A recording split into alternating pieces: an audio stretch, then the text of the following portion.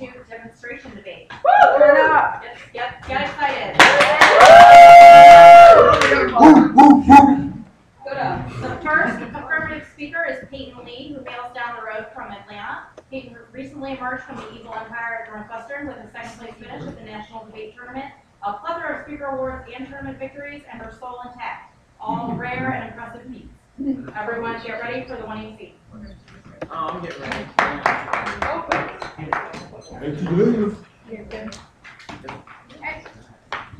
Advantage 1 is the environment. First, Cuban attempts at offshore drilling are inevitable. Only a rapid response from U.S. expertise can prevent spills, burn Clayton, and 12. An oil well blowout in Cuban waters would require a U.S. response without changing U.S. laws. Every response would come far too slowly. It's desirable U.S. offshore companies would be barred from using well tapping stacks and all the other vital technologies to solve the sole response to catastrophic economic environmental damage to Cuba. Will drill for oil and territorial waters without the blessing of the United States defending against potential spill requires advanced coordination without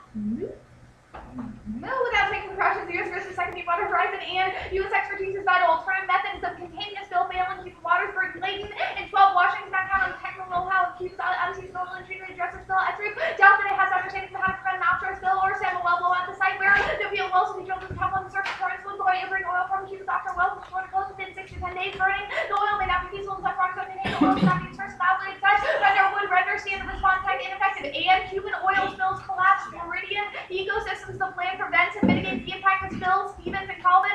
And 11, to protect the Gulf of Mexico's ecosystem, it is time to stop sticking our heels in the sand when it comes to Cuba. Experts say spill in Cuban waters would send 90% of the oil into the Keys next to the East Coast of Florida due to the fact that the drilling involves Cuba. American companies cannot lend their expertise. Sanctions prevent our private sector from helping Cuba drill safely. Foreign sanctions bar the U.S. from deploying cleanup equipment, engineered parts for blowout prevention, chemical dispersants, and breaks the drill relief laws that would be needed. The U.S. government should facilitate access to Cuba to the resources they need. Obama should instruct the Treasury Department to issue a blanket general license that would allow private industry to provide any conceivable response. And Florida's unique biodiversity hotspot, owls. And 7, biodiversity hotspots are areas where species are concentrated. The Everglades contain one of the highest concentrations of species vulnerable to extinction. The Everglades are a unique habitat and a complex and fragile ecosystem. Wildlife includes keystone species. The Everglades is an ecosystem in danger of extinction, and that results in extinction. Not the and the dumber. And 10, the hotspots of the world's most biologically rich areas recognized as important, not important only for rich biodiversity, but equally important for human survival.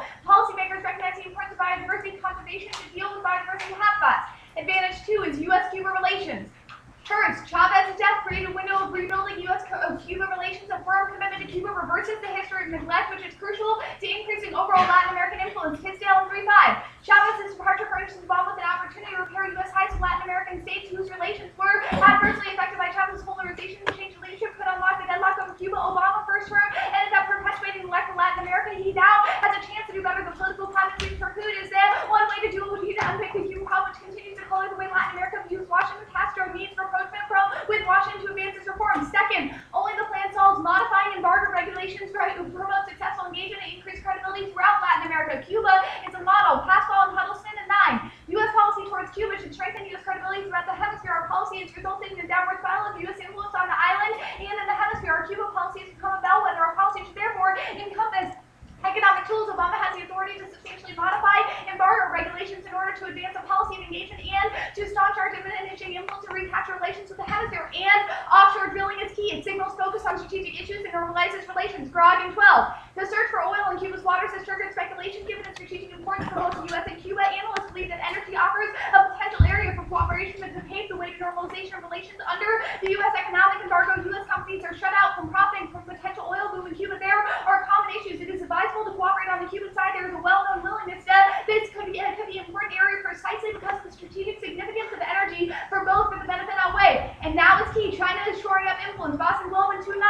Relations have been stuck since the U.S. has imposed a full economic embargo. Significant change has come to Cuba. The communist government is in the midst of a slow experiment to promote economic entrepreneurship. These changes create an unusual opportunity to respond in a substantive way. The U.S. could allow for trade in oil, gas, and other commodities. Direct relations with further U.S. national security and environmental interests. Other countries will sweep in to seek influence, as China has already done, especially as Cuba increasingly promotes offshore drilling. The U.S. must improve communication. The timing is right for a new diplomatic agenda. And cooperative drilling independently solves U.S. influence in Latin America and prevents Chinese expansion. Benjamin Alvadaro. And 6, There are no formal relations between the U.S. and Cuba. There is a trend in the Americas that attempts to minimize the influence of the U.S. Cuba may lessen America's influence in regional affairs. There may be interest in cooperating in Cuba's oil industry. Any realistic appraisal of how Cuba is to take advantage of oil involves the United States pursuing such a path would allow the U.S. to take advantage of Cuba's technical capabilities, strategic positioning in the Caribbean, and an improved diplomatic stature. Cuba remains a strategically important state. Improved diplomatic relations would improve concerns related to terrorist activity. Normalization of relations may lessen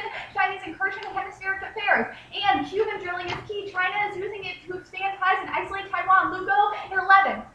Cuba is China's biggest trading partner in the Caribbean. China and Cuba discuss offshore oil. Cuba becomes a client state of China. It will be a source of leverage against America. Whether the U.S. pressures China on Taiwan, the best way to counter the Chinese is to reverse America's policy of isolationism. The Chinese threat in Cuba should be the catalyst for the U.S. to establish relations, allowing China to be a strategic disaster. And Chinese influence in Latin America causes Taiwan war. Ferguson in 12. One of China's main goals is to isolate Taipei internationally. Now, nowhere is this more evident than in Latin America, where 12 of the 23 nations that still have diplomatic relations with the ROC reside. The ROC has more support in the Americas than any other region. Every country which switches its recognition to the PRC damages legitimacy to the PRC. Every state which withdraws support takes it closer to resolve the Taiwan issue unilaterally. The PRC refuses to maintain relations with any state that recognizes the ROC. Were the ROC to be deserted, the U.S. would be disadvantaged in attempting to maintain status quo across the strait. As China's economic position improves, despite its ambitions, the PRC concludes a settlement on Taiwan perhaps by force. And Taiwan crisis is likely this year draws in the U.S. That's Mazda in 1-3. Taipei and Beijing have improved ties. Some misinterpret this thinking interdependence will overwhelm factors pushing the sides apart and provide Beijing leverage to compel unification. The average Taiwanese voter continues towards independence. Support has doubled. Integration is failing to hold what Beijing sees as a troubling threat. Any Chinese shift towards a strident U.S. Taiwan policy would pretend it could do crisis sooner than many expected. Lack of progress may buttress talks in the new Xi administration. America would surely be dragged in.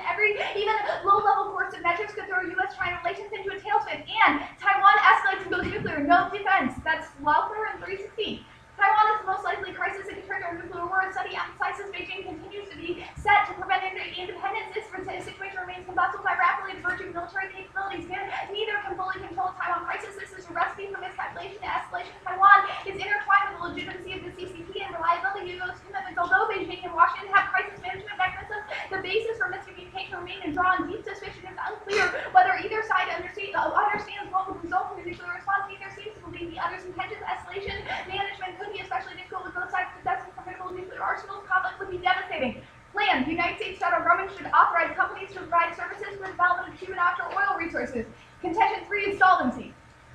Licensing American companies to develop Cuban offshore resources leads to effective drilling and increased influence in the region. Pascal and Huddleston in 9. Licensing U.S. companies to provide services for the development of Cuba oil and gas to provide benefits. The Secretary of Treasury has authority to license any transaction if U.S. companies are involved. It will reduce Cuba's dependence on Venezuela. It is preferable that U.S. oil companies with high standards of transparency develop these resources rather than Russia's corrupt oligarchy. U.S. influence in Cuba is likely to increase if U.S. companies have an economic relationship. U.S. companies have the technology and expertise. I've been slow at the beginning.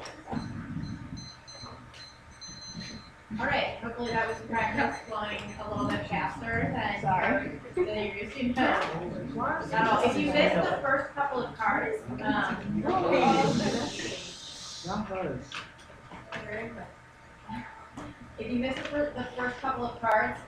hopefully the later speakers will clear them up, or someone around you might have caught more than the but we'll now hit the crossing. You can also have the same 1AC, like roughly. Yeah, it's not really that different from the 1AC you've heard before. Yeah. All right, is everyone good?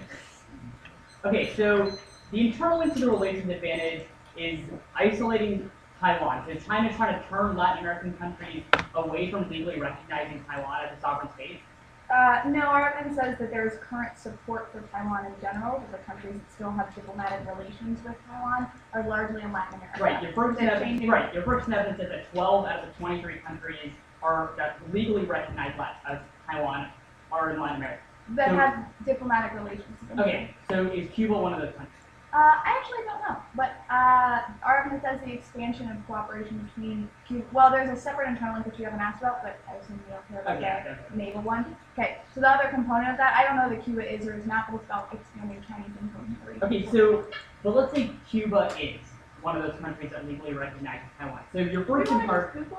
No, I mean, I already tried it. It didn't really come up with anything. So you don't know either? No. Which Okay, is, let's operate on your hypothetical. Go for it. Okay, so your first card says that the PRC refuses to maintain relations with any state that recognizes the ROC, Republic of China for Taiwan. So the first card to your 118 talks about how Cuba has already cooperated with China to build an oil rig. It seems like China is not making true on its threats to not cooperate with countries. Well, you made an assumption that you already said neither of us know. But I would assume since the PRC won't cooperate with countries that recognize them, Right, but even if the answer to my question is no, then how does the act hold the advantage? Like, let's say China. because it's about influence, not just about Cuba. Then who does China influence other than Cuba? Our evidence is about broader Latin American influence, right? Right, just China's tell me about expanding its economic regional influence. Tell me about the jump from talking to Cuba with oil, which is what they're doing now, to influencing Latin America. Well, our evidence makes a claim about broader Chinese economic expansion and about the United States' ability to use Latin American. I'm wondering. We're also ignoring a separate internal link to this advantage, which you said you wanted me to ignore, Okay, but I'm well, not we can sure talk why about that now. it's the What scenario is for that? What is the other internal link? Right, so the naval component of that is that the expansion of relations between China and Cuba means that in a scenario where they were sort of posturing with Taiwan, the United States would have less leverage because China's ability to use, say, the naval waters around Cuba to posture near the United States limits our military capabilities. Okay, so the environment advantage.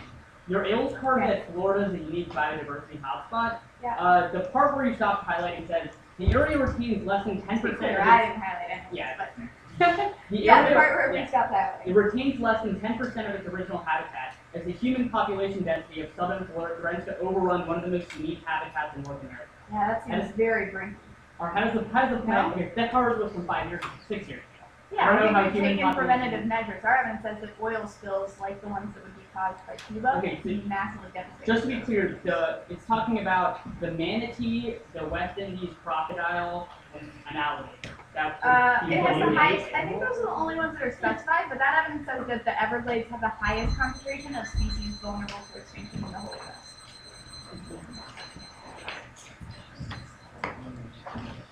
All right. The first negative speaker is Will Kaplan. Nice. Will Kaplan graduated from Chattahoochee High School and is currently a second-year debater at UTA, who has already appeared in the octafinals of major national college debate tournaments. His other claims to fame include his intimidating knowledge of military history and the ownership of the red. All right. The order is going to be 3 off, the environment advantage, then the China advantage. McGruff's the crime dog. I like that.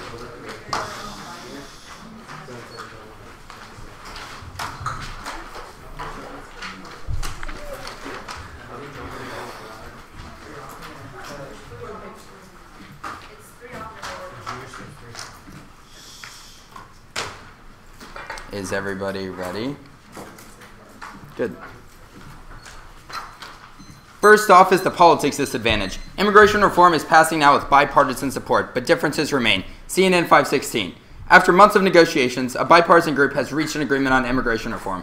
All the members signed on. Democrats and Republicans will now run the whole package past their leadership, but there's going to be a lot of differences. The sticking point involved whether immigrants would get access to health care benefits. Both sides differ on how many worker visas should be allowed. And OCS drilling cooperation with Cuba drains Obama's political capital. There's a massive backlash. Narokar and Sullivan 11.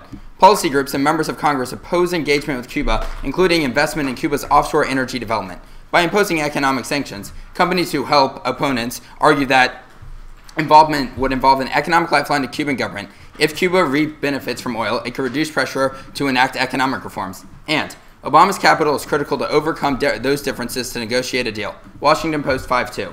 Republicans are eager to strike a deal. They need Hispanics to win elections. Obama's role has been more important than it may seem in shaping the political forces in Washington. The underlying dynamics are even stronger than many recognize. It's unlikely that Republicans would be considering immigration in the absence of Obama's aggressive pursuit of an overhaul.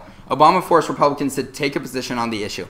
And CIR spurs economic growth, jobs, tax revenue, and wages. CAP 10. CIR would result in a large economic benefit. CIR would stimulate the U.S. economy. Reform would increase U.S. GDP. The benefits would be spread broadly. Higher earning workers would remain increased tax revenues, workers' accounts, and start businesses stimulating the economy. Studies from various researchers confirm these findings. Tighter restrictions and a reduction in less skilled immigration would shrink the overall economy. And econ decline risks multiple hotspots for global nuclear war. O'Hanlon 12. American economic weakness undercuts U.S. leadership abroad. Countries sense our weakness. Allies will doubt our commitment and pursue nuclear weapons. Adversaries will sense opportunity and be less restrained. Major war will become more likely. Obama articulated four policy visions: controlling climate change, curbing poverty, moving towards a world free of nuclear weapons. There is now an urgent big picture, restoring U.S. economic strength. Nothing else is possible if that prerequisite to foreign policy is not reestablished. Next off is the counterplan. Counterplan text. The People's Republic of China should authorize companies to provide services for the development of Cuban offshore oil resources. And China engagement solves the AF. World Crunch 5-6. China's economic boom, energy, and resources have gradually become a problem. Its exchanges with Latin America are endowed with purpose. China is interested in establishing long-term stable economic relations. This is opposite America's idealism. China has become a collaborator of Latin American countries that are in conflict with the U.S. China's involvement in Latin America brings funds to oil-producing countries as well as stabilize livelihood and reduce the impact of immigration and drug trade on the U.S. Next off is the criticism. Latin American engagement is central to U.S. security strategy and imperialism. Young 11. Officials worried revolution might set off a chain reaction. Planners noted with alarm Latin American states can be masters of their own destinies rather than dependent on foreign masters. Stifling independent nationalism and development goes far back in the U.S. imperial history. The problem with defiance is the threat posed to U.S. elites' control over natural resource and exploitive trade. The need for militarization arose from these realities. Our task is to maintain disparity without detriment to our security. Control over Latin American resources remains a top priority. Latin America has never mattered more for the U.S. The promotion of trade, sacrificing human and environmental welfare, remains central to the U.S. strategy. U.S. priorities in Latin America promote friendly regimes while steering Latin American economies along the neoliberal path. The formulas of neoliberalism and obedient democracies are interlinked. The logic continues to favor corporate interests over human rights. And security politics causes global destruction. Dedurian 98. Security, in its name, people have been alienated, WMD's been developed, which transfigured into a security dilemma based on a suicide pact. Millions killed while dissident muted. Everything is dangerous. In interpretation of pressing dangers, we might construct a form of security based on appreciation rather than extirpation of difference. The terror of death triggers a feudal cycle identity-seeking security. And the alternative is to reject dominant security discourse. No one policy solves every problem. Good theory now drives better policies later. Bruce 96. The neat set of alternative solutions is part of the problem. Before engaging in policy debate, critics need to reframe the terms of reference. Security community continues to invoke closed, monological narratives on security. Theory is integral to policy prescription. What is involved is not to identify replacement, but a realization that security are problematic. Readers will find no single, fully formed panacea for the world's ills. The underlying assumptions need to be questioned. First comes new perspective, then specific policies may follow. Now to the environment advantage. Cuban drilling is safe. Access to technology and safety standards prove. Sadowski 12. Fears that Cuban drilling poses environmental threats because of the proximity to the U.S. and prohibition on U.S. technology transfer are overblown. Cuba has as much incentive to ensure safe drilling. Cuba is taking safety seriously. Industry has put a lot of research into what will be safe. They are knowledgeable of industry practices and have incorporated these principles. Safety and regulatory planning requirements, foreign sources are providing supplemental alternatives. And the environment is resilient. Easterbrook 95. The environment is indestructible. The environment survived ice ages, ozone depletion, and were the environment fragile, it would have expired many eons before. Human assaults are pinpricks compared to the forces of magnitude nature is accustomed to resisting. And there's no extinction from environmental collapse. Easterbrook 3. If we're talking about the end of human civilization, many scenarios don't measure up. Environmental collapse might make the globe unpleasant, but considering that the biosphere survived ice ages, it wouldn't be the final curtain. Now to the China advantage. Taiwan-China relations are high now. Cole 12. Relations in the Taiwan state are the best they've been ever. Pace of normalization in relations has accelerated dramatically. Visits to Taiwan have become routine. Number of Chinese now study at Taiwan's universities. Chinese tourism to the island has boomed. Joint exercises by the country's coast guards are held every other year. And no U.S.-China war. Economics. Shore 12. The U.S. is still the leading economic power. China occupies number 2. Significant portion of manufacturing is owned by foreign companies, including U.S. firms like General Motors. China is the largest holder of U.S. foreign reserves. This may be one of the reasons mitigating full-blown conflict with the U.S. And turn, Taiwan. Chinese influence is key to prevent independence. Leo 7. Latin America has been a battleground for the foreign policy war between China and Taiwan. China has used economic diplomacy to keep Taiwan from independence. Taiwan's push for recognition will lead to independence. Beijing is determined to contain Taiwan in Central America and the Caribbean, the stronghold of Taiwan. If states switched recognition, its legitimacy would be undermined. Latin America has maximum diplomatic importance. And Taiwan independence causes war. Yardley 5. China passed anti-succession law authorizing military attack if Taiwan moves forward towards independence. China accused the U.S. of meddling in domestic Chinese matter. The potential for a miscalculation or an incident has increased. In turn, economy. Chinese influence is key to their economy and regime stability. Ellis 11. Latin American markets are valuable for Chinese companies. Growth is slowing in traditional markets. The region has an effective market for Chinese efforts to sell products. The PRC will need to rely on influence to resolve problems. The rise of China is tied to the global economy through trade, financial, and information flows. The PRC sees the country's growth and stability of the regime threatened if the U.S. is able to limit cooperation or block institutions from supporting Chinese interests. In Latin America, China's attainment of observer status were to keep it from being used against Chinese interests. Chinese markets, the U.S.-dominated bloc in which the PRC would be disadvantaged and causes war. That escalates. Kaminsky 7. An economic crisis in China would have global repercussions. Economic recession lead to a military crisis. The likelihood of global escalation is high as the interests of Russia, China, Japan, and the U.S. clash. And there are all causes to the advantage. The first is political views, Hansen and Lee 13. The main obstacle in U.S.-Cuban relations and incompatibility of political views. Experts say the U.S. wants regime change. The most important objective is Cuba's reign in power. The second is human rights, Guantanamo Bay, and Cuban exiles, Hansen and Lee 13. Preventing normalization of U.S.-Cuban relations, human rights. Cuban government has tested 75 dissidents and journalists. Guantanamo Bay. Experts say Cuban officials have since seized on the U.S. prison camp, a symbol of solidarity with the world against the U.S. Cuban exile community. The Cuban-American community has influenced U.S. policy with Cuba. Both political parties fear alienated strong blooding embargo and important swing state and presidential elections. And last is the rest of the embargo, Hansen 13. General of U.S. position towards Cuba is hardlined on the my backyard approach. The position is counterproductive. Embargo aims at producing free markets through economic sanctions, travel restrictions, and legal penalties.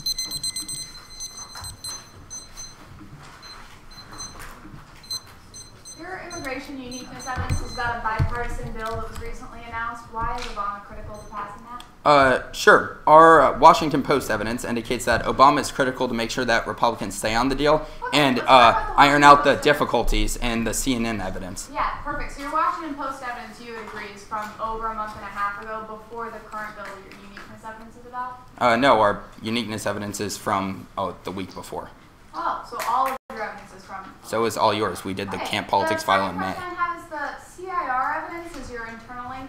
Is about comprehensive immigration reform, right? An overhaul of the system, which is not the bill that your uniqueness evidence or is. I don't really think so. I think our CAP evidence is pretty, talking about just having more immigrants in the U.S. that would be able to stimulate the economy. Immigration reform would result in a large economic benefit. Sure. So The warrants in that evidence are talking about how. Question yet. So the reason why comprehensive immigration reform is partially beneficial is because of things like guest workers for agriculture, which your uniqueness evidence isn't even part of the package. What part of the plan solves the economy? I don't think, well, first there's, I think that a lot of the CAP evidence is just talking about having more workers being able to, Like stimulate guest the workers economy. that stimulate I don't think it the really talks about guest workers. It just talks about legalized workers, not necessarily the guest worker provision that's being debated in Congress now. What components of the plan that's being discussed now would solve the economy? Sure, it's just talking about having more legalized workers, being able to have more tax revenue from having those workers, and it also talks about having just like being able to stimulate multiple industries because those industries now have more workers from overseas. Yeah, like ag. The counter plan, what Sure, part of the ag. act do you think that solves?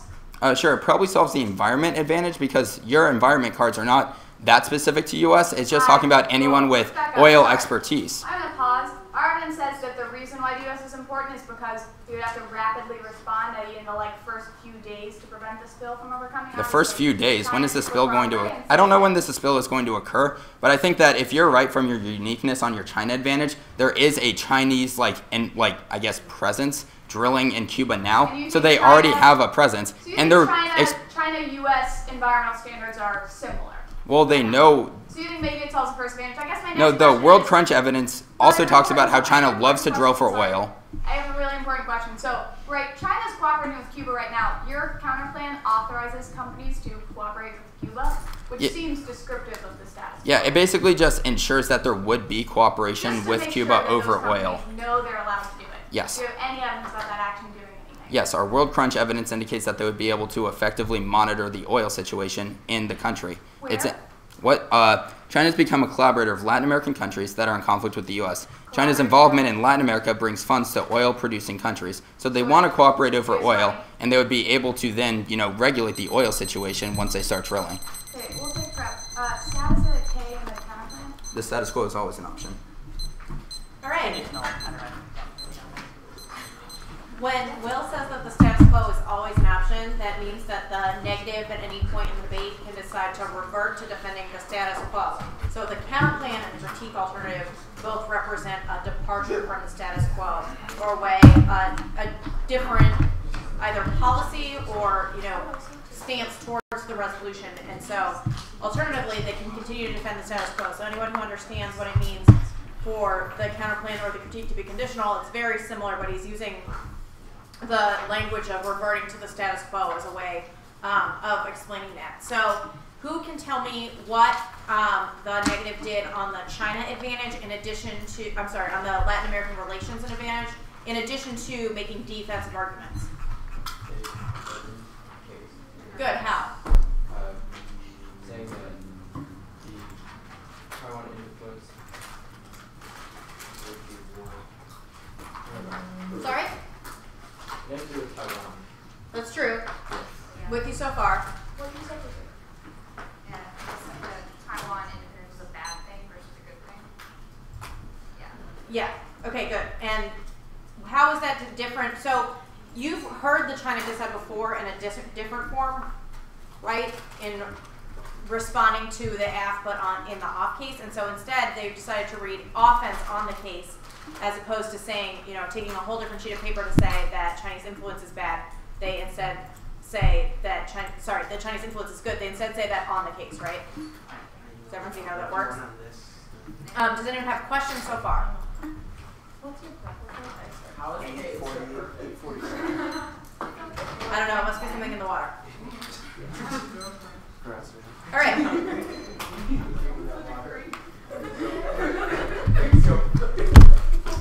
The second affirmative is Austin Layton, who has just graduated from the University of Georgia, where he was a 4-time qualifier to the National Debate Tournament and multiple times advanced to the elimination rounds. In his free time, he likes to grow his facial hair, hate on the TV show Everybody Loves Raymond, and look at puppies on the internet.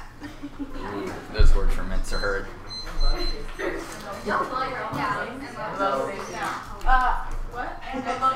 No. Some of us do. Oh yeah, and love Stacy. Oh yeah, of course. That's just assumed. Some of us did. Some of us should, apparently. Okay, so the order is the environment advantage, then the China advantage, then the security K, the counterplan, and then politics.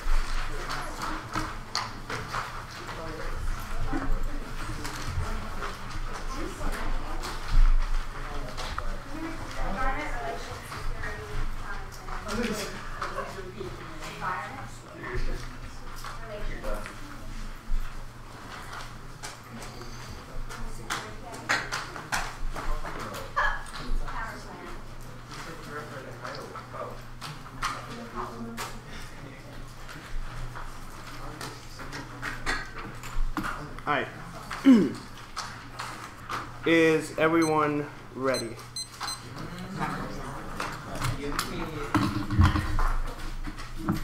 All right, here we go.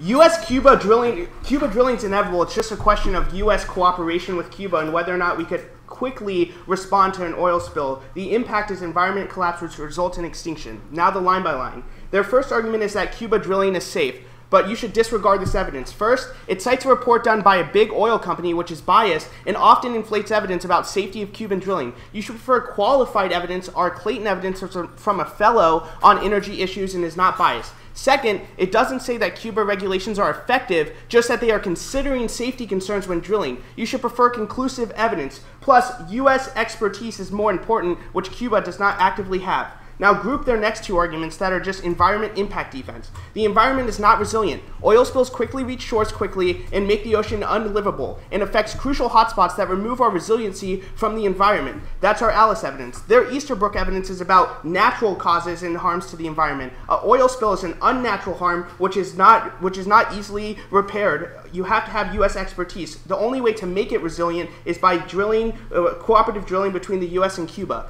The only reason, and also it does cause extinction. Hotspots sustain every aspect of life. Their evidence is outdated and doesn't assume full biodiversity collapse. Our ALICE evidence says that the Gulf of Mexico and Florida are key hotspots and make up a large amount of the species that exist, including keystone species. Now, the China advantage. We'll concede that there's no impact to U.S.-China war, and they would never go to war because of things like economics. That takes out the terminal impact to both of their turns because it all assumes that conflict between the U.S. and China could ever escalate, which is unlikely.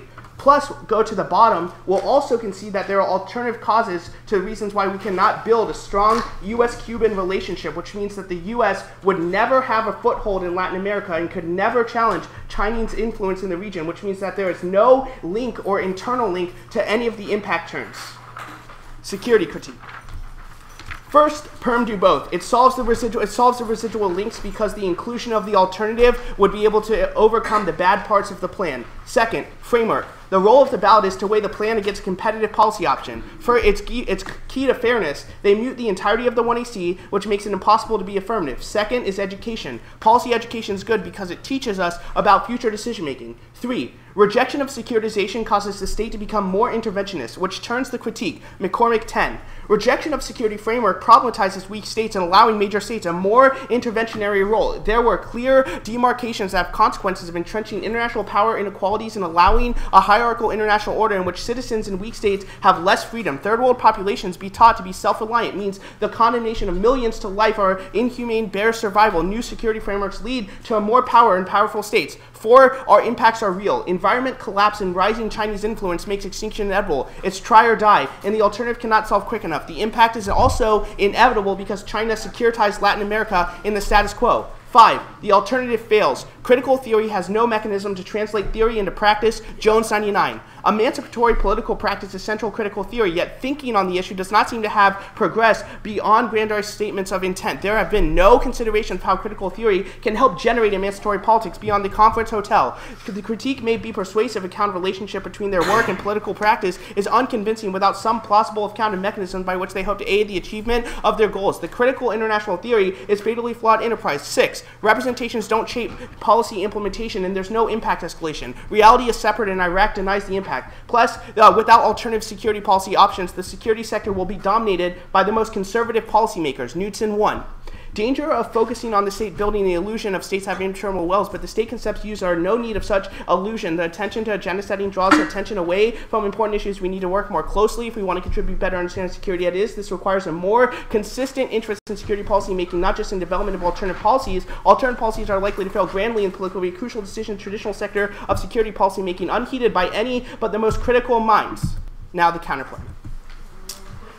Perm do both. It solves and doesn't cost political capital because Obama can shift blame to China. 2. It doesn't solve the environment advantage. U.S. expertise and technology is key to effective cleanup measures. That's our Burton Clayton evidence. 3. Forward rigs can't be effectively built or maintained absent U.S. involvement. CDA 11. Cuba's effort to obtain a rig compiled within the embargo example of perverse effective U.S. policy. An oil rig in China will be used to explore for oil off the shores in Cuba. Because of restrictions against U.S. content and technology, Restful was forced to go through a circuitous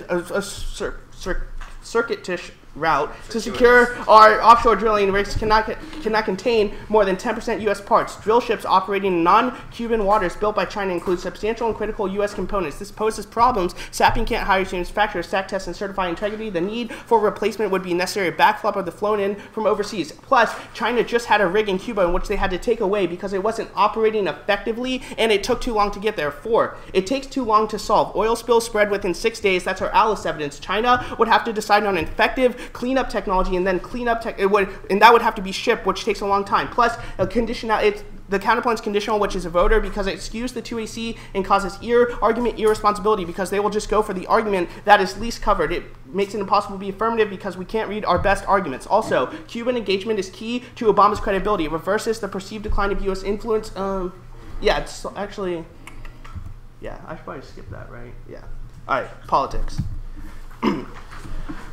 Case turns to disad. Burton Clayton evidence says that an oil spill would collapse the economy, and plus CIR won't pass. Senate and House bills differ greatly, and there isn't even any House legislation. Politico 517. A bipartisan group agreed in principle on a big bill. It looks even deceiving. There are still major hurdles. The biggest is the House. The Senate bill has no chance of making it to the House floor. I don't think it can pass the House. There are many reasons it's short a pathway to citizenship. A guest worker program and border security measures, they are too weak. Getting a measure through the House will be enough of a challenge, and if the House manages to approve its own bill, then the two chambers would have to hammer out a compromise. The House's legislation is still not finished. Plus, there's no internal link. No ev that says econ collapse is coming. No, their evidence isn't reverse causal. Plus, immigrants take welfare that negates the benefits that come with increased jobs. And the internal link evidence is about the plan, is not about the plan that's going to pass. The internal link is about things like amnesty, which would be impossible to pass. And economic decline does not cause war, and the 2008 disproves the impact, so there wouldn't be any lash out. Tier 10.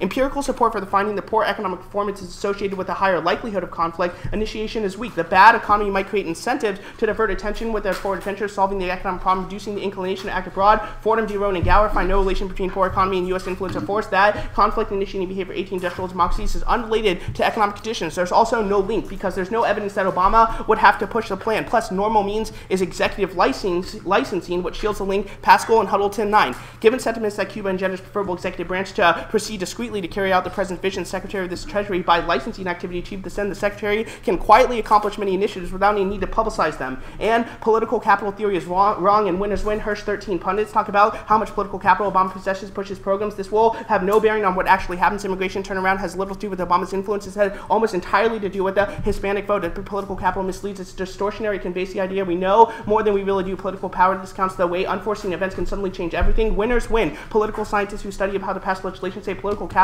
is empty concept. Almost nothing academic successfully quantifies it. That makes it useless. Winning on one issue changes the calculation for the next. Mark it at next. Plus, they have no evidence that Obama would push immigration reform. Their own uniqueness evidence says that the Gang of Eight would be the people pushing it. So political capital is not key.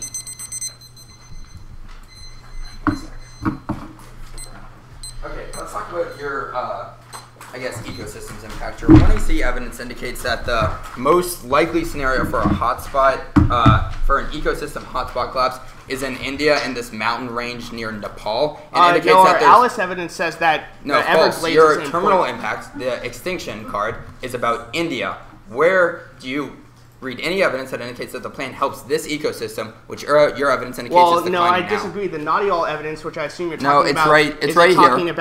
It's talking about the importance. Himalayan North and the West Ghats and the Southern Peninsula. Then indicates that we need an integrated ecosystem conservation because what we're doing now isn't working. First, it doesn't say that second part. Yes, it does. I just read a part. An integrated approach for ecosystem conservation and strengthening local institutions. No, because what we're doing right now. No, okay, you're adding the second part because it doesn't say anything about the current approach being insufficient. Plus, this ecological perspective is not showing support for the approach and framework of current policies in the hotspots, which shows that the current policies fail, because I just read that line. Because of things like oil spills. No, what oil spills are spilling in Nepal? What? What oil spills are happening in Nepal, Austin? They're... the ones that happen not on the coast? This Naughty-all evidence is not conclusive and doesn't say that. So it doesn't solve extinction? No, you're just saying things, dude. I'm saying things in your card that says the Himalayan North and the West Ghats and the Southern Peninsula are a critical ecosystem. Examples of hotspots. There is not a conclusive that are declining now that cause extinction. Evidence. You're just pointing at the card and then making up things. I'm pointing at the card and reading parts of the card. What? You're not reading parts of the card. I've read this line 3 times now. Nothing about this evidence says that the current approach is insufficient or would result in hotspot collapse. Yes, the current approach might not be integrated enough, but it doesn't say that that hotspot would collapse. The current policies in the hotspots and framework are insufficient. That's that line right there. Where does it say that? Okay, let's move on to let's move on to politics. Your Hirsch evidence, where does it indicate that any policy would necessarily be a win? It doesn't. Why would this random policy from out of the blue be a win? If the plan costs political capital and your link is true and Obama would have to fight for it, then if it passes, then he would look like a badass and win. Wait, so if Obama tomorrow was just like, we're gonna nuke China and everyone hated it, he would get political capital? Well, that seems... By your logic, that's true, right? No, well, there's a difference between fighting it in Congress, in which he becomes a winner in Congress, and other senators and people in Congress I don't understand the difference because they're both things that are unpopular, right? Well, it has to do with it's anything unpopular, right? It's how much you fight for it. I feel like he would have to fight a lot for starting a nuclear war, right? Yeah, but he's not going to. Yeah, but that just proves how silly this argument is, no, right? it doesn't. the fact that you're using an analogy of which Obama starts a nuclear war with China proves how like silly your argument is. Let's talk about this won't pass argument. Yep. It's just assuming the House and Senate, right? Just That's like that. pretty much where that bills there's no become laws. that there's no agreement between the two, right? We did see how bills become laws in our lab. So That's true. How much prep is there? 10. All right, what advantage did Austin kick? He kicked it. All right, and why did he do that? It's helpful if you raise your hand. Go ahead. No, I don't know your name. Brianna. Hi, Brianna. Yeah, I think for a lot of medicine because she went to the hospital this morning for foot hurt. Okay, Deontay, why did he get the advantage? Because it would help him in to take that apart because he made a mistake. So therefore that he saw something that was wrong with his evidence, so that was irrelevant. No, he didn't make a mistake. Go ahead. Because of the turns. Right. So why does kicking the advantage get him out of the turns? Because the way Can someone articulate it for me? He conceded that there's no U.S.-China war, which means that Taiwan independence won't happen because China will not be fighting with America anymore. He also conceded the all causes, which means there's no link to this part of the plan. Excellent. So does everyone see how that works? So he concedes arguments that do apply to his own argument, to the 1AC, but that also take out the links or the internal links to the offense that they've read on that advantage. So he can't extend that advantage anymore, but neither can the negative probably access the offense that that they have initiated. Did anyone notice an argument or multiple arguments that Austin included that were analytical, that were made or sort of presented in cross-ex of the 1NC? Someone tell me what one of those was. We were talking about warrants of like one of the cards at some point that Peyton questioned. Someone got. Will's the only one who's given a speech from the Right, negative. just kidding. They were questioning about the warrants of some cards. So he points out that the bill that their piece of internal link evidence assumes is about comprehensive immigration reform, and he compares it to what their uniqueness evidence says is going to pass, and says that there's a disconnect, right? So that would mean that the bill doesn't solve its own impacts. Do you see why? Anyone alive, awake? Did like something just blow up on Facebook that I missed? Yeah. Kind of seems that way. Wait, you asked why the bill won't solve its own impact? Yeah. He talked about how like when the immigration people come here, they're still going to be using like healthcare and stuff, so it's like reverses the benefit. That's a distinct argument. So he has two different arguments, and you're totally right that one of them is that when immigrants use welfare, it like cancels out the gains in the workforce from immigrant workers. Yeah, Henry. And then the oil spill costs. Yeah, well, good. So I think that was a different argument unrelated to the politics, but go ahead and explain that one. it was on the top of the wall. It turned the case. Oh, I see. Yeah, Case you're right. I'm not sure that was set up by the cross-ex though. Yeah. I think that was just an argument that. Yeah, go ahead. What he's saying is, or the cross question was like, wasn't that from like a month and a half ago and didn't assume bipartisan support? And so the thing is like it won't pass now because it's already. Sort of. That there's two different, the pieces of evidence are talking about different forms of the bill, because remember when we talked about how a bill becomes a law, like it changes a bunch over time and can be in a different form in one house or one part of one chamber of the Congress than in another, and by the time it finally becomes a law, it might differ from what it looked like before. And so the point was that the form of the bill, the version of the bill that is supposed to be passing, is different from that is articulated by the internal link evidence to solve those impacts. All right, what else do people notice about the 2AC, or does anyone have questions? What did you think, what did you notice about the advantages before he went line by line? Overview. Good, what did he do in the overview? He didn't just like speak gibberish, did he? He outlined what was going on in advance. Yeah, so he sort of you know, he gave a synthesis of the 2 previous speeches saying that, you know, they have an argument for why oil spills are coming now and will be really bad, and then, you know, says that their evidence doesn't apply to it and that the U.S. is uniquely key to prevent those spills from causing environmental collapse. What else did he do on the case besides taking advantage and giving an overview?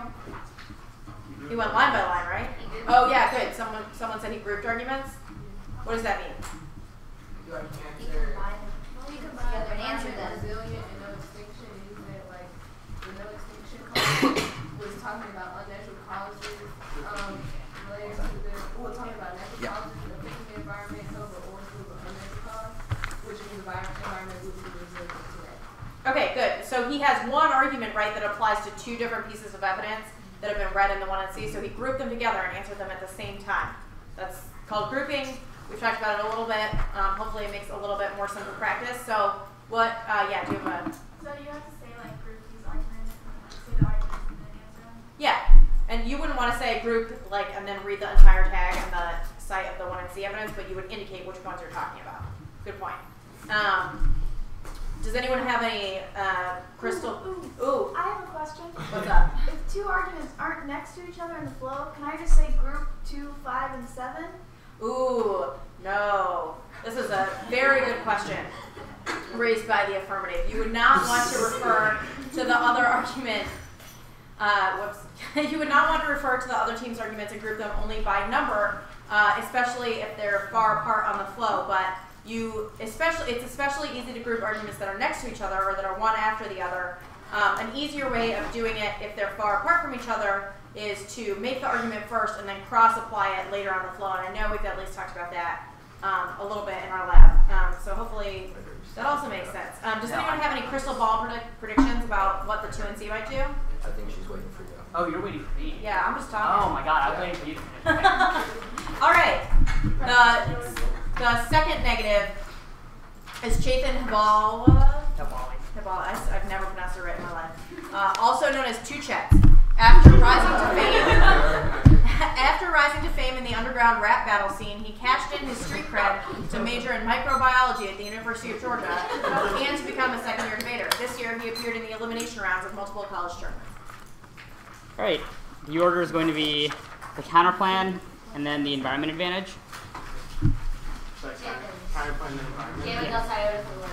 I gotta say. Represent our sorority house. Well, 2 shirts. represent our sorority house.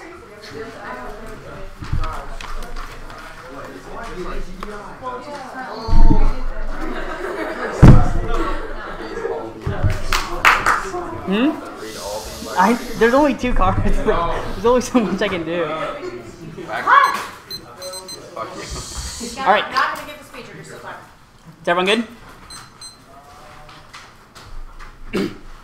The counterplan maintains the status quo by allowing China to authorize companies to provide services for the development of Cuban offshore oil resources. Our World Crunch evidence indicates that solves Latin American relations, specifically over oil, which solves the app. Their first argument is to permute to do the plan and the counterplan. This still links to politics. Our newer car evidence indicates that policy groups and members of Congress oppose any engagement with Cuba, especially over offshore energy development. In fact, there was a proposal in Congress to impose economic sanctions on any companies who even try to help Cuba. So any involvement with the plan would link to politics, but the counterplan doesn't link to politics because it only has China take action. Their second argument is that we don't solve the environment advantage.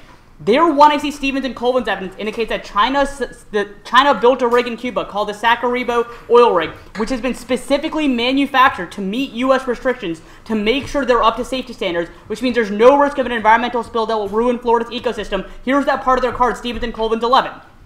Before the end of the year, a Chinese-made drilling platform known as the Scarabeo 9 is expected to arrive in the Gulf. This massive rig is manufactured to comply with U.S. content restrictions at a cost of $750 million.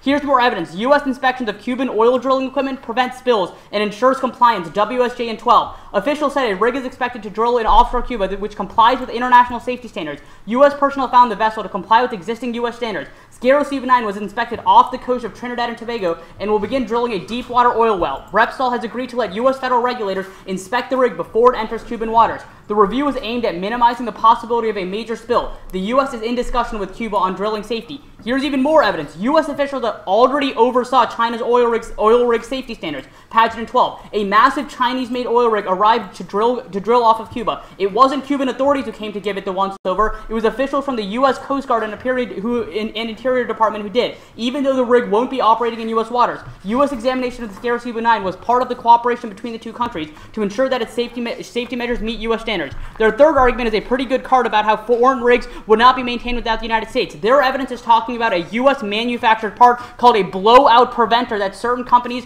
do not have access to use because they're not U.S. owned. Their 1AC Burton Clayton evidence indicates that the technical know-how that the United States provide is much more valuable than the manufactured parts they actually give to the oil rigs. So even if these Chinese oil rigs do not have a blowout preventer, their 1AC evidence, which is happening in the status quo, indicates the U.S. can still provide expertise to those foreign countries, which the counter plan allows, which the U.S. already has done and will continue to do. Their fourth argument is that China has taken the rig away. I think that's irrelevant just because there wasn't oil there. Your 1AC Boston Globe evidence, which is on the relations advantage, says that China is stepping up its exploration of oil and other resources all across Latin America, which gives uniqueness to our counterplan. Now, their fifth argument is that it takes way too long to happen. China has safety measures in the status quo, which they are able to implement, which is like the 3 solvency cards I read at the top of the 2NC, but the U.S. is still able to solve any risk that a spill happens because they still provide inspections and safety checkups and provide the technical know-how. They are just barred from producing certain manufactured parts, which China can still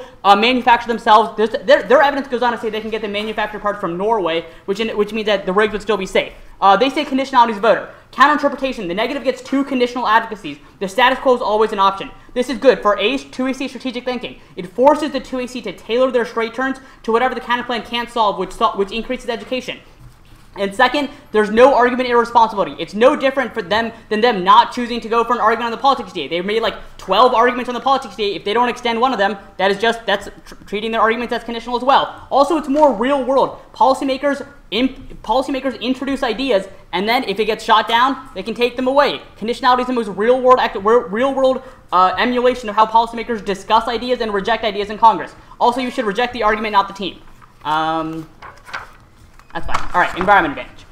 All right, I think it was a pretty big mistake to kick your one war impact and then stake this debate on a pretty abysmal environment advantage, which we can all collectively admit that Cap Daddy just wrecked Austin on during cross-ex. First of all, their impact card is about environmental disasters in Nepal and the Himalayas and how it kills millions of people in those areas because there is a lot of people. It's not talking about the Everglades, which is what their internal link evidence is about. Now, extend the 2 pieces of Easterbrook evidence at the bottom of the 1NC. This piece of Easterbrook evidence indicates that the environment is literally indestructible. In fact, it's referring to environmental resilience in the face of an oil spill. At the top of the card, it says that in the aftermath of the Exxon Valdez oil spill, every reference to the environment is prefaced with, quote, the fragile environment. But the notion of a fragile environment is profoundly wrong. The environment is close to indestructible.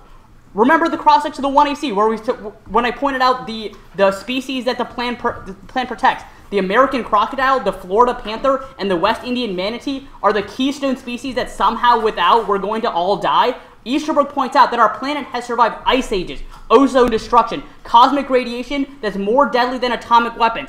His argument that our impact defense evidence doesn't assume hotspots that sustain every aspect of life, I think you tell me whether or not a volcano exploding or whether or not an ice age consuming the planet is more detrimental than losing a manatee or losing an alligator. I think that explanation is that's pretty self-explanatory. Here's more evidence. Environmental resilience is improving. Their authors are lying. Dutton and One. Environmental experts have tried to scare us with doomsday chants. Fears about species dying, deforestation was historical nonsense, and the planet was radically improving. Research has discovered the factual foundation on which doomsday stood was deeply flawed. Exaggeration, prevarications, and lies and errors. Also, their card that their Alice evidence that Florida is a unique biodiversity hotspot, I think I pretty accurately pointed out that their evidence says that the Everglades contains less than 10% of its original habitat. So even if it's true that somehow the Everglades is like the linchpin of all biodiversity that is holding the planet together, 90% of it has already been destroyed. So if 90% of the planet has not already been killed off, I'm not sure what the 10%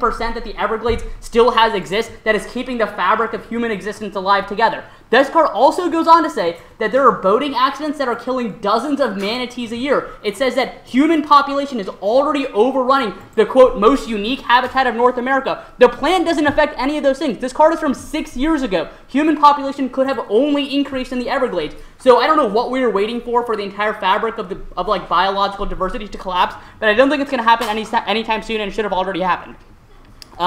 There was an argument at the bottom of the TEC about how oil spills are unnatural harm, not like cosmic radiation ice ages. I think that's a distinction without a difference. You can tell me which is more damaging to the planet. Like I said above, a volcano eruption or a manatee dying. I think that's self-explanatory.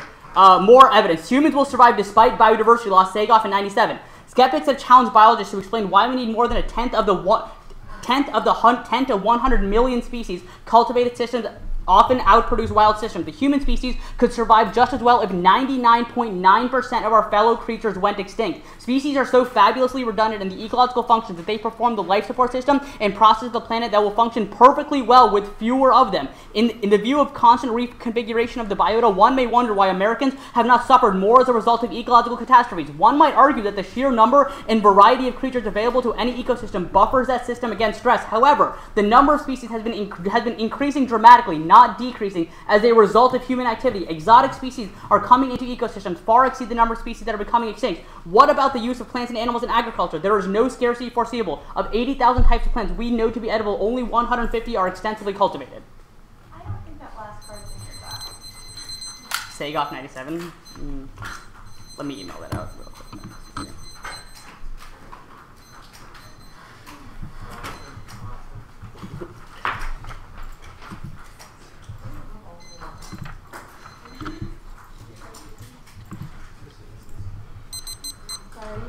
Yeah, I just emailed like the text of the card to the thread. All right, you ready? Yeah. So I want to talk about some of your answers to the environment the environment advantage. Your Easterbrook evidence says things like the Ice Age wouldn't be bad for humans. So I'm a little confused how that would actually be true. No, it says the living environment of Earth has survived ice ages. That's not talking about humans. Okay, yeah, in the past in which tons of people, more than humans, like tons of species like to died. live you need a cell, and animals also have cells. Like I don't think you're talking about it. Okay, but so like, all right, whatever. Your Dutton evidence says that the environment is like doing better.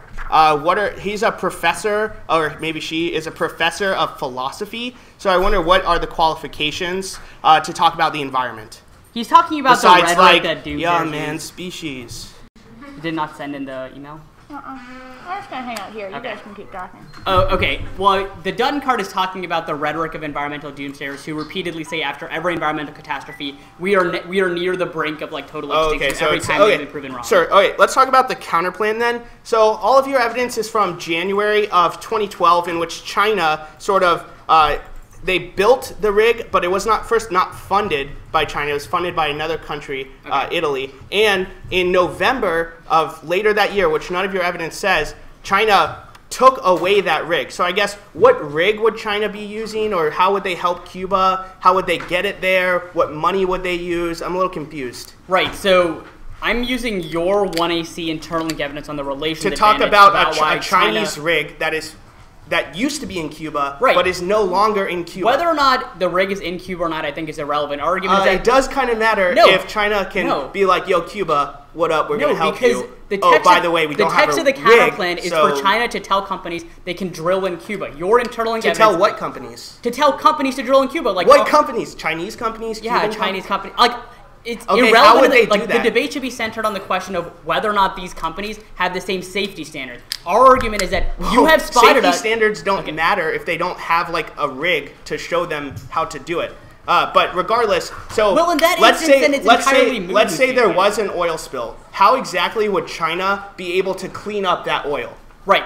Well, there's two components to that. The first is that the United States will have engaged in the same type of safety inspections that they would do under the plan. So oil inspections, but they can only give 10% of the technology, but they cannot do things like closing out the which is why I cited your 1AC barley evidence that says the technical know-how is a much more important factor in making sure the oil rig is safe. Technical know-how, but they also need the technology to do it, which they can't do because of the embargo. When you ask the question that was like, how can China respond to an oil spill? They were going to ask the United States. That's their point. The United States China would have to say no because of the embargo. No, none of that is barred in the embargo. The U.S. can still provide technical expertise in the status quo. They just can't provide manufactured parts because there are sanctions on that. All right, we're going to hear the second part of the negative block. I know that some people seem like they're flagging a little bit on the flowing front, but I recommend that you keep at it. There's going to be a prize for the best flow from each lab, so, keep up the good work. That is not fair. I was thinking that. Also, every time you don't flow, I kill a baby. Ball's in your court, guys.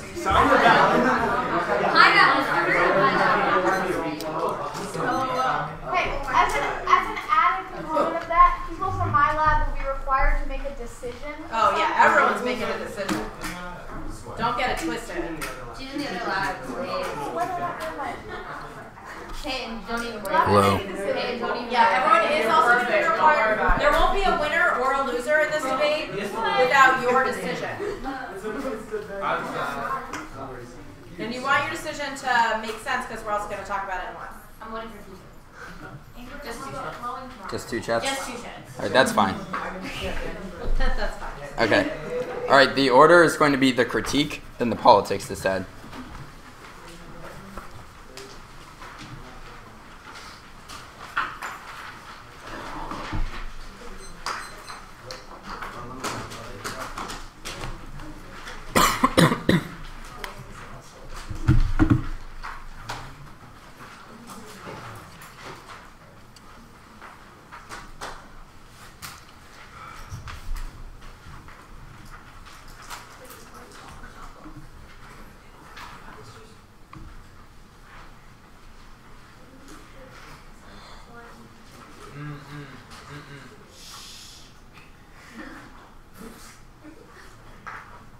Thanks, Deontay. Okay. Everyone good? All right. We will concede the permutation. It's just a test of competition, not an actual advocacy. There's no offense here. Politics. This that outweighs and turns the case. Economic decline causes other countries to pursue nuclear weapons because they perceive our weakness. This causes major power war with less restrained nuclear weapons, which results in extinction. That's O'Hanlon. It turns the case. First, economic decline means we can't trade with Cuba or afford drilling with them. 2. Failure of immigration would sour relations with Latin America because it looks like we don't want to increase ties. Means that Cuba wouldn't want to drill with us in the first place. 3. O'Hanlon evidence indicates Obama can't pursue environmental regulations with other countries if our economy is in the gutter. Means that environmental collapse is inevitable absent immigration. 4. Nuclear war would obviously hurt the environment, which turns their impact. They say the case turns to disad because oil spills. However, their warrant is because of things like Deepwater Horizon when it was our oil rigs that we lost, not Cuba's, which means they have no access to this. There's no way that the tourist industry loss from lack of oil drilling would outweigh the stimulus from immigration. They say won't pass because of the House. But immigration reform is passing now. Our CNN evidence indicates that there's a bipartisan agreement in principle to push through immigration reform. They're just resolving issues over healthcare and worker visas and view the uniqueness debate through the lens of political capital. As long as Obama has negotiating power with Congress, he can overcome the hurdles to immigration that their evidence highlights. And there's bipartisan agreement now. Wall Street Journal 516. A bipartisan group of House lawmakers have reached a broad agreement on a bill. The big hurdles are being taken care of. A deal has been reached. Some deals have to be worked out, but the place things are being moved forward. Lawmakers still want to be hammering out differences over whether immigrants should receive health care or working via guest workers visas should be admitted. Members of the Judiciary Committee consideration of immigration law, and the House will move on immigration quickly. All members are compromising and moving through the bill to a floor vote. ABC 516. The House Bipartisan Gang of Eight has reached an agreement on immigration, including pathway to citizenship, border security, healthcare, and guest workers. The lower chamber expects to work out details next week. The bill is imminent. The Senate Judiciary Committee has completed the next few days of markups. There's good progress by most amendments on a bipartisan basis. Tuesday's hearing showed a commitment to fairness and compromise. They say there's no internal link because it's not reverse causal. Yes, it is. Our CAP evidence indicates absent immigration, there will be a drag in our economy. That means that we won't get the stimulus from workers that other countries are currently receiving, and it prevents collapse. OSMEC 27. The economic benefit of immigration about how our aging population. Immigrants are younger. The best way to fight through a growing ratio of retirees and workers. The aging population contributed to the slow recovery. Demographic factors point towards declining growth. Future recessions have steep declines and slow recoveries. There's a problem with our finances. A shortfall will reduce benefits. They also say welfare negates. However, right now, welfare is negating the benefits of illegal immigrants. But if we legalize them, that means that they will pay taxes, which means that they will get which solves the welfare issues that we are currently facing, which proves that this is just an internal link to the economy for us.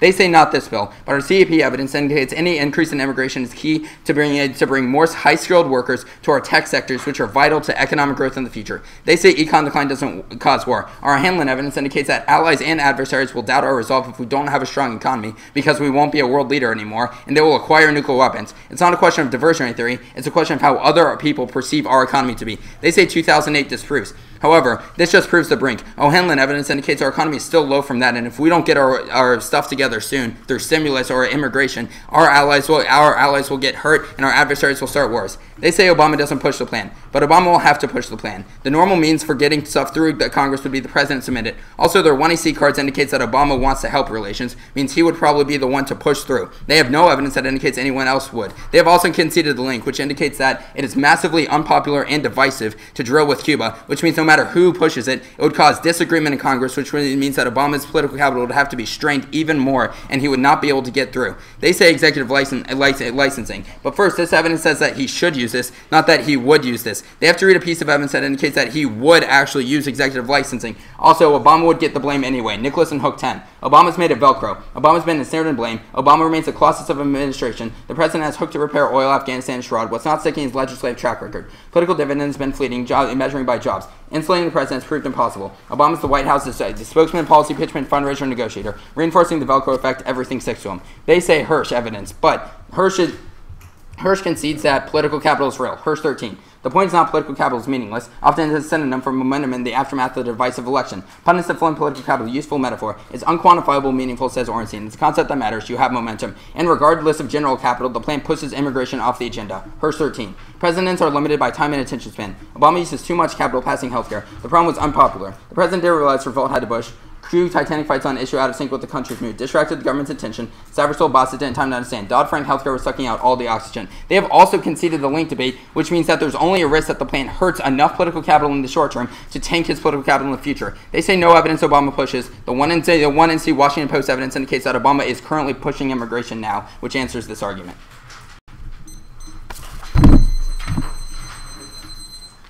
All right. While the 1AR gets ready, what impact on this argument did Cap Daddy make at the top of the politics event? One, economic decline means there's not going to be any trade. Good. That's a Turns case argument, right? Yeah. So sorry, it's actually both. He makes the argument that economic decline means no trade, which is why it has a large impact, right? Right, and then that's why it's a Turns case argument, because it affects the ability to trade with Cuba, which is a component of the advantage. Thank you. And he also said you can't solve oil spills if Right, so it's difficult for us to have the resources to clean up oil spills if it's a world of economic decline, right? What kind of comparisons did he make about why the impact outweighs the case? So not just why it interacts with and turns the case, but why it has a greater magnitude or a shorter time frame. Because of the major wars that. Yeah, good. So he says that the wars, drawing in a lot of great powers, and thus has a large magnitude. Then after, so that's all part of his impact overview, right? After which he goes line by line. Are there any arguments that he did not answer? No. The answer is no. Yeah. So that's an excellent demonstration. Also proven by the 2NC that it's not that difficult to get through all of the arguments made by the 2AC when you've allocated enough time to cover. You'll also notice that the block included only case defense arguments, the counterclaim and the disad. They didn't try to overextend themselves and go for all the off-case positions.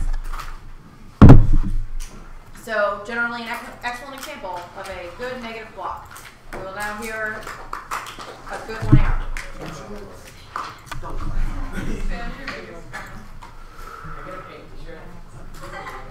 Weird. I heard you might be giving away her first shirt. You might decide to the best for me. Particularly this way. God, I'm so uncomfortable with this entire conversation. So uncomfortable. I told you it was creepy. Okay. Pineapples. I think those Stop using safe word. That's also weird. Like SpongeBob's house is how far this is. environment advantage, counterplan, politics.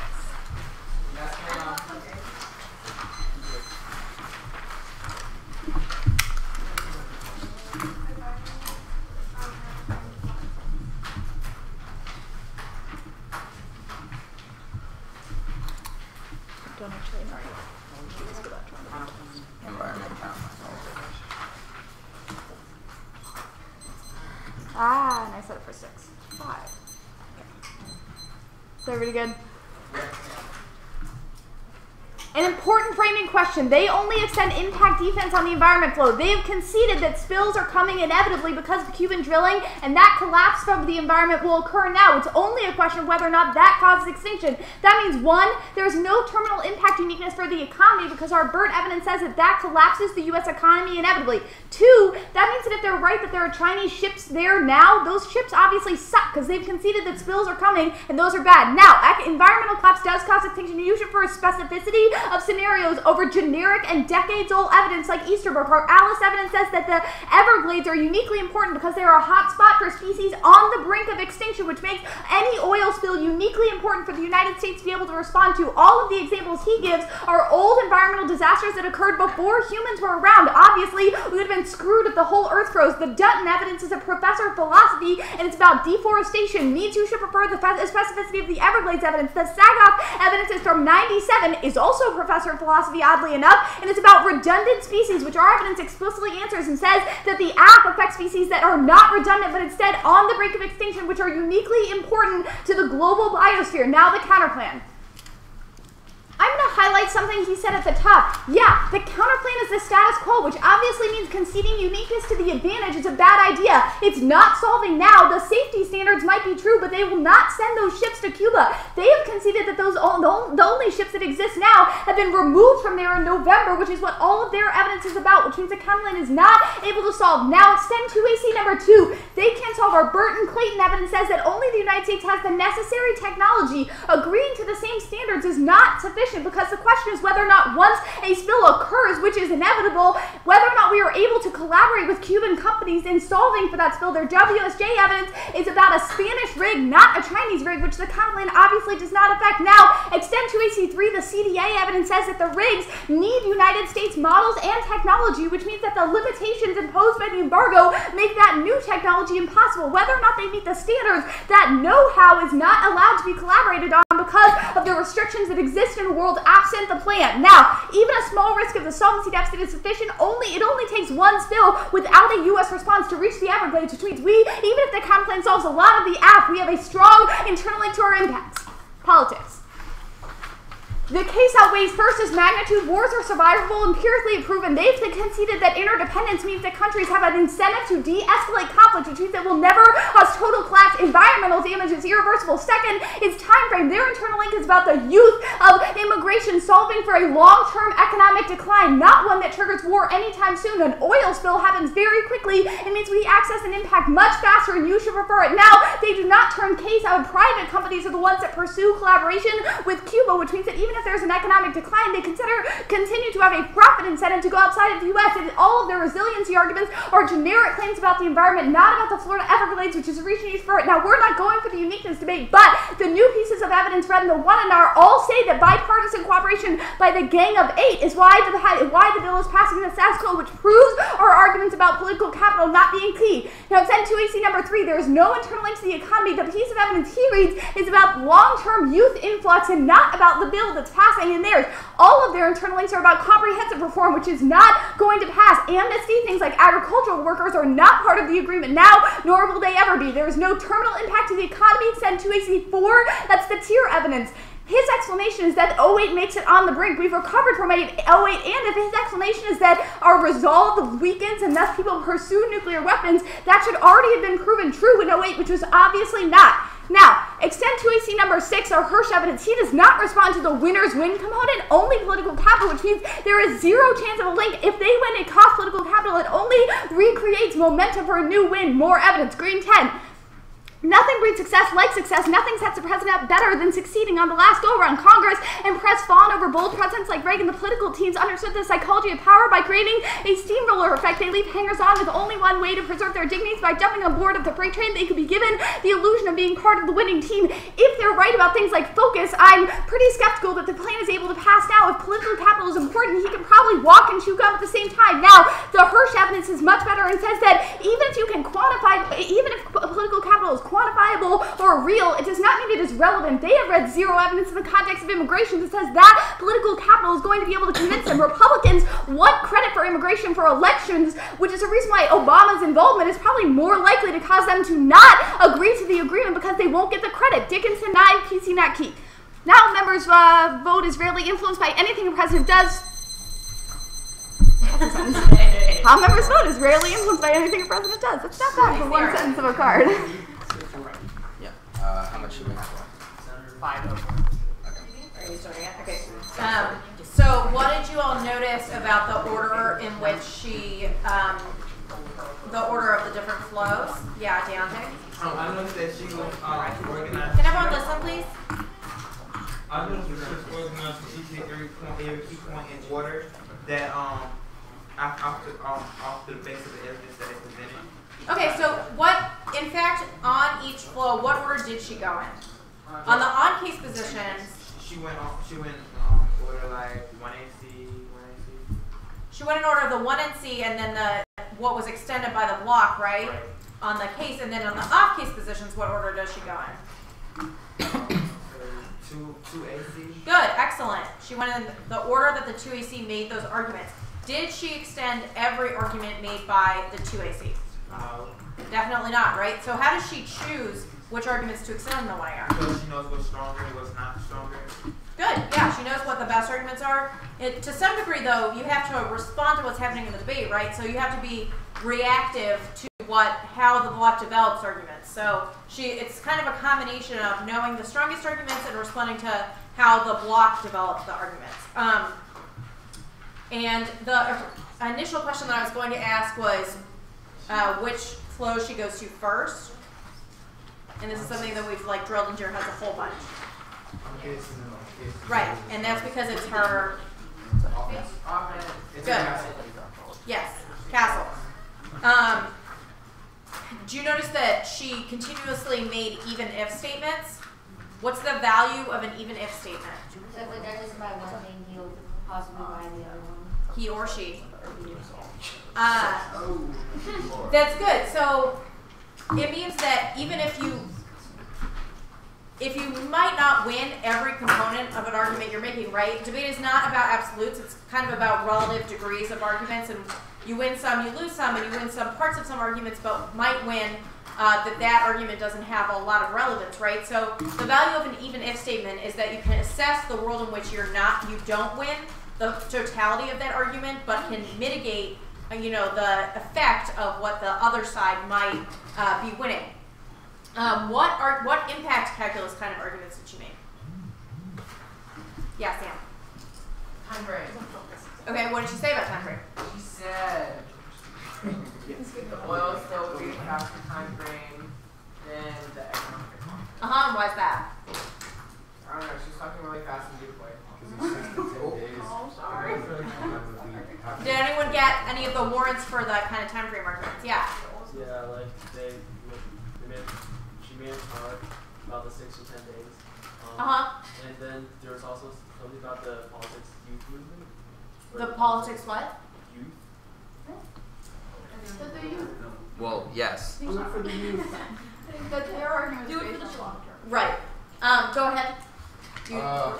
Basically, she was making the claim that wars are survivable. We can deal with them, but we can't deal with this really quick oil spill that would happen that would lead to this environmental degradation, which is we're less capable of solving this impact. But the wars are survivable, so the time frame for the oil would be a lot quicker and have a lot bigger of an impact. Right, so that's both a time frame argument and a magnitude argument, and is a complete comparison between the two, right? So not just that our impact is really big, but here's why comparatively it is larger and faster than the other team's impact. Do you see that?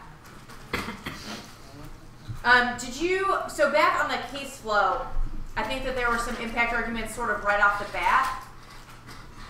Who can tell me what those were? The 1, 2, 3 thing she did? I think, I believe she said that they conceded this bill during inevitable. 1, there's no terminal impact to the economy. 2, that ships, apparently the status quo suck because these spills are going to happen anyway. And 3, the economic decline does exist. Does not. Does not. Good. Okay, so she made a couple of different arguments at the top of the case flow that are related to both the case arguments and the off case arguments. But you'll notice that she did that at the top as opposed to kind of making arguments on the line by line that are really about the dissent or really about other stuff. She kind of keeps stuff compartmentalized to impact arguments and then directly related cards on or arguments on the case flow that are actually about the case arguments, right? So what does the 2NR have to do? Does the 2NR have time to go for the dissent, the counterplan, and then extend all of the case arguments that have been made? No. He has to pick and choose. Good, so... But she could because she talked to the past. Well, no. Do you see what shirt she's wearing? Just one. This first. She can't make the last page. She could if she wants. She can't, but... That's true. She can do whatever. Alright. The order is the counterplan, politics, and the environment advantage.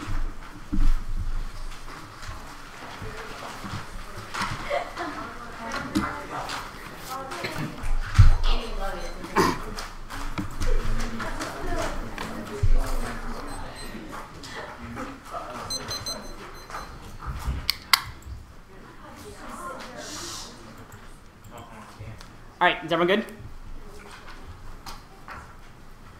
Economic decline outweighs the F. R.O. Hanlon evidence indicate that economic...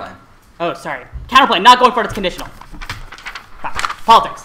Economic decline outweighs the F. R.O. Hanlon evidence indicates that economic weakness causes major power wars with less restrained nuclear weapons because it doesn't look like the U.S. can enforce the world order. This outweighs on time frame. Economic decline causes a very quick extinction impact when there's a lack of resources, countries become desperate and lash out quickly to try and acquire them, which gets to nuclear war pretty fast. Compare that to their environment impact. Not only do we have to wait for Cuba or some country to start building a rig, we then have to wait for an accident to occur. God knows when that's supposed to happen. And then we have to wait for an oil spill to literally drown the entire Florida Everglades, and then we have to wait until every American crocodile, Florida panther, and West Indian manatee is dead, and then the best part, we have to wait for every other species on the planet to die because of that. This is pretty damning for them because the short time frame of the DA implicates the app in a couple ways, which was a lot of the turns case arguments that Will made that was conceded. One, guess what we can't do during an oil spill? We can't clean it up because we have no money to do that, because we are already in an economic decline. Second is that the failure of the immigration bill to pass itself would sour our relations with Latin America because it doesn't want to look like we want to cooperate with them, which means that Cuba would never want to cooperate with us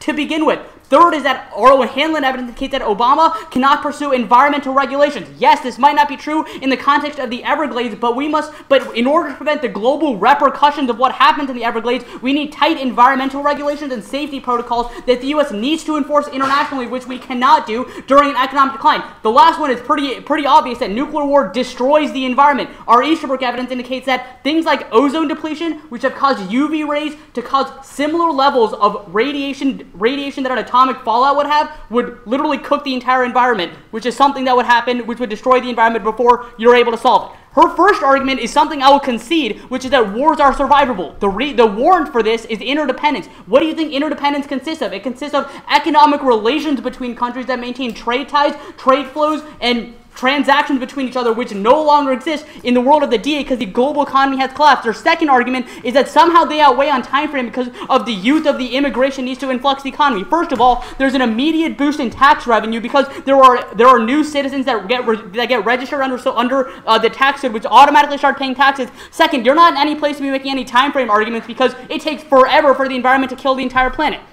Now I'm going to drop down to the uniqueness debate. They try to go for a PC not key argument because the bipartisan Gang of 8 is solving it. Our WSJ evidence indicates that while the Gang of 8 is negotiating a compromise, it says that details still need to be worked out, but things are moving forward. Our Washington Post evidence contextualizes this and says that Republicans would be unlikely they would pursue an immigration bill without quote an aggressive pursuit of overhaul from Obama. So while it might be true that Republicans want to take credit for immigration, they will only only do so if they see that Obama is making a strong push for it, which was our conceded Washington Post evidence. Now, drop down to the impact debate. I already answered their long-term argument about the youth influx. Our CAP evidence has already addressed those questions. But the second is that I don't think you can say that there's no impact to the economy because you conceded our 1NC Shore evidence in the 2AC, which says that economic interdependence is the only thing that's preventing a U.S.-China war. So you have already spotted us that interdependence is responsible for keeping the peace and the status quo. Now, their PC now the Hirsch debate. Their first argument is that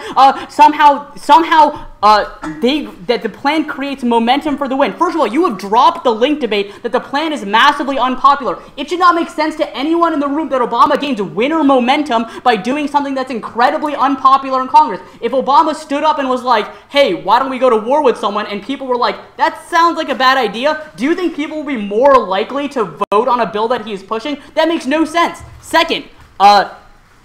Second is that our 1NC Post evidence, which I just explained above, indicates that Obama needs to aggressively pursue it in order to get the bill passed. We have read a part of the Hirsch card where he concedes that political capital is real, which indicates that he needs momentum in order to get bills passed. Here's more evidence. Winners lose. Any major win is the quickest way to kill future proposals. The GOP will backlash economists in 11. The quickest way to kill a controversial proposal is to have the president endorse it. Republicans view it as a threat to passage. Endorsing it would have poisoned the well. The GOP's anti-Obama streak is motivated by elections. They must deny him legislative victories to be successful. A grand bargain is a political victory. Look, it really should not make sense to you that winners win if the plan is not a win. It should not make sense that he gets any momentum by doing something incredibly unpopular.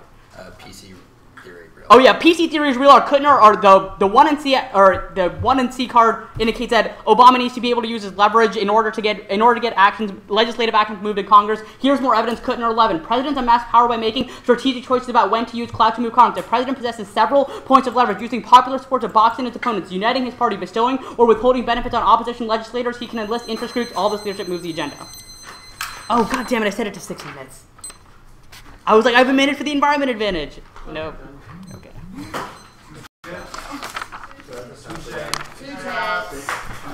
All right. So. You should have told me that. I didn't know. Yeah. Oh, I had the timer. Yeah.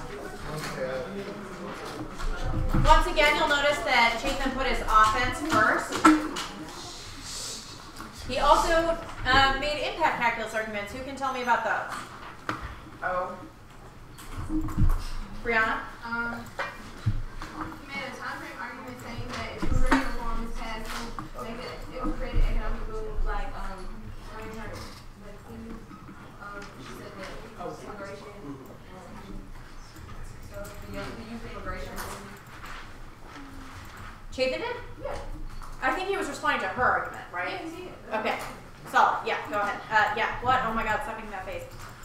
Okay, so like Jacob's like, it's gonna take longer for their impacts to happen because you gotta wait for the Cuban oil to get there, and then the oil has to spill, and then the manatees gotta die, and then everything else has to die, and it's just gonna take forever, and that there's my friend's house. Good.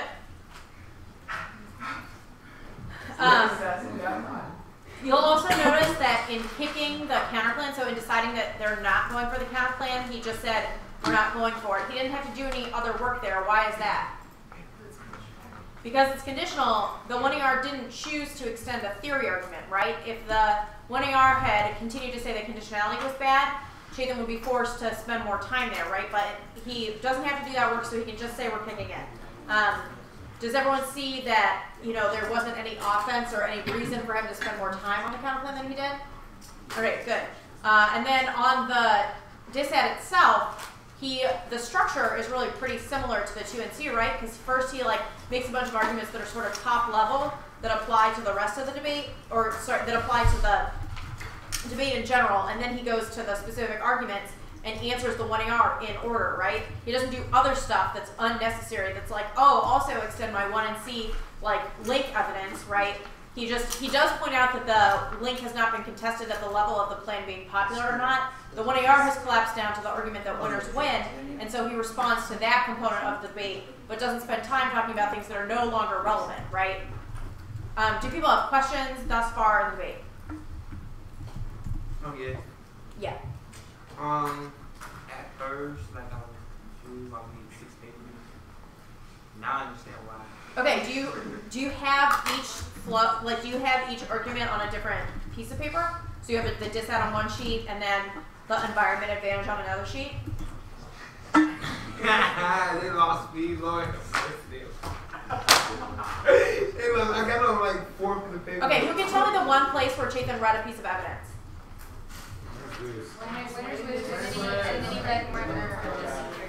Good, and why would he read another card, especially on PC theory? And maybe also there's one I can remember. Well, it's a response to the 1AR, right? And the 1AR read evidence there? Yeah.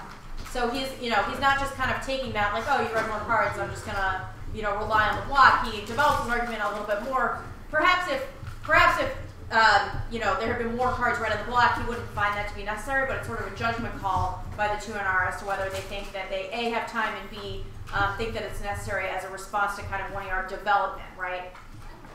So the 2AR is gonna, try to defend the House and also try to articulate why they win. I want you to start thinking before the speech starts about what you think the app has to win in order to win the debate. Because most of you are giving all of you are either giving the 2NR or the 2AR. The 2NR has just happened. Those of you who are 2A will want to think about if this were your debate that you were in, what would you want to be doing? Because the thing that we often takes the longest time to learn is rebuttals and how you kind of write the ballot for the judge or articulate to the judge how they should make their decision. So I want you to take a couple minutes before Austin's speech to think about what you would do in this situation, and also to think about your kind of decision criteria for how you're going to resolve the debate afterward.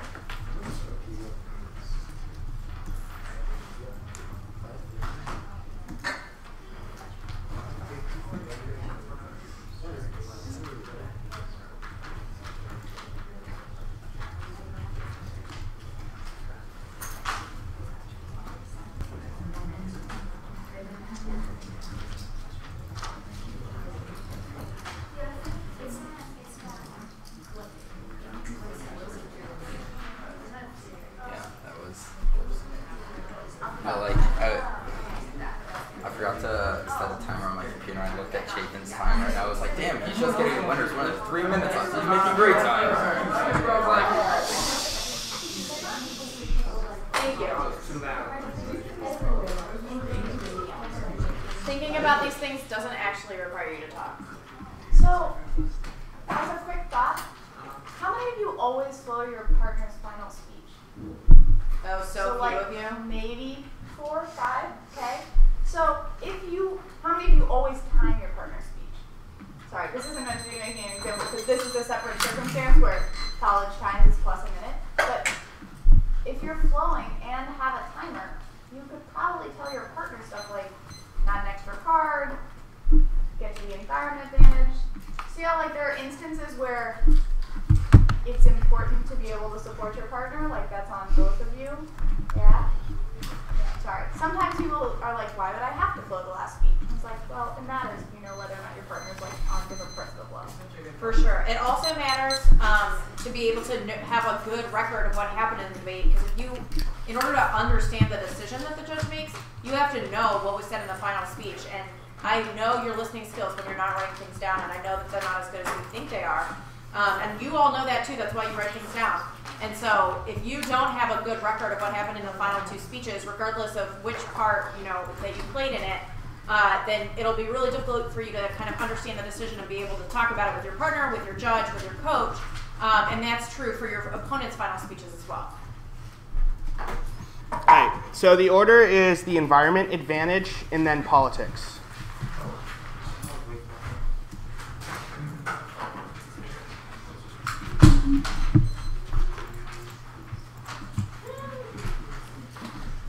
All right, is everyone ready?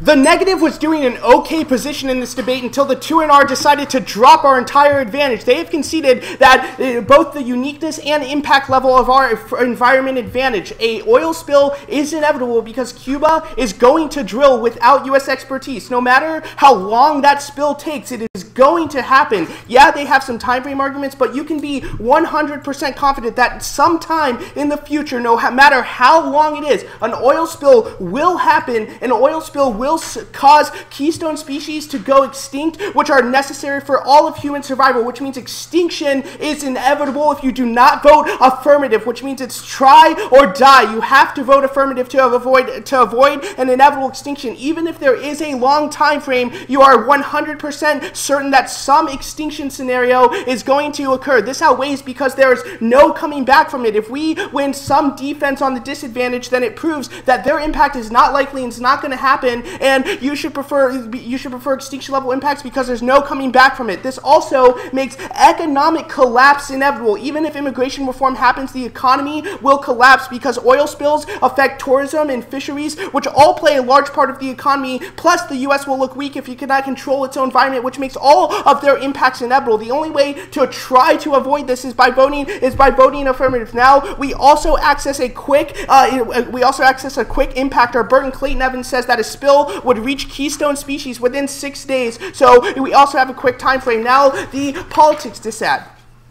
I'll answer his overview first. First is that they have a quicker time frame, but they have zero evidence that an economic collapse will happen. It's just long term and says things like the aging crisis might make it impossible to create economic growth, but not that economic collapse is going to happen. Also, they say it turns cooperation, but Cuba wants help from the United States because they want to drill oil. It's a strategic concern. Plus, they conceded Payton's argument about it being private companies, so they are not deterred by economic downturn. Plus, the economy doesn't turn the environment. As long as the U.S. has the technology, it's still try or die for the affirmative, and technology is the key internal link, which is not dissuaded by economic downturn. Nuclear war does not turn the environment. Interdependence means it's unlikely that countries will go to war over the economy. It's more likely that they will try to cooperate to increase the economic growth and do things like try to increase more trading or at least turn inward, which means they would not go to war. The 2008 recession disproves that their internal link to the economy is extremely unlikely because allies didn't question our commitment even in the 2008 recession. Even if they did, it proves that they wouldn't use nuclear weapons. They would just try to work things out with the United States and reestablish those economic ties. Also, that proves that nuclear war would stay limited within a region. It doesn't spread into key environment hotspots, which means it cannot hurt the environment. Also, empirics prove that we can at least survive a nuclear war. Survival should frame your decision. The only thing that we could survive is a nuclear war, but we cannot survive the inevitable environmental collapse. Now extend that political capital is not key. Our Hirsch evidence says that people in Congress are not influenced by things that the president does or things that he says. They only care about personal decisions. You should prefer this evidence because it's the only piece of evidence that is about immigration reform and says that the GOP cares about winning the election and winning Hispanic support, which means they will inevitably vote for immigration reform. Proves that the status quo solves their impact. Now, also, our Dickinson evidence, the one line that Payton did read, is freaking awesome and says that no one in Congress cares about what the president does. Now, their own evidence also goes this way. Their WSJ evidence indicates that lawmakers are hammering out the differences, not Obama. Their ABC evidence says that the Gang of Eight is pushing, not Obama. And their Washington Post evidence, which is their only political capital key evidence about immigration, is talking in the past tense and says Obama's role has been critical, and because of Obama's already aggressive pursuit, that's the reason why they're in line. None of their evidence is predictive and says that he will have to use political capital in the future to get people in line, which means there's zero chance that even if the plan is unpopular, that it would trade off with immigration reform because Obama's role is not necessary. It's only the Gang of Eight, which the plan has no terminal effect on. Now, now extend that winners win. The 2NR gets no new arguments on this flow. Now, Cap Daddy messed up in the 1NR and said didn't answer this part of the Hirsch evidence. Our evidence says that when Obama fights through Congress and looks like a badass, he's able to generate momentum to pass things like immigration reform, which means that it would be able to rebuild political capital enough to solve. Now, it also their example about saying Obama saying he would go to war is obviously stupid because he would never say that, and it's about fighting through Congress and looking like a badass. He obviously wouldn't do the go to war example.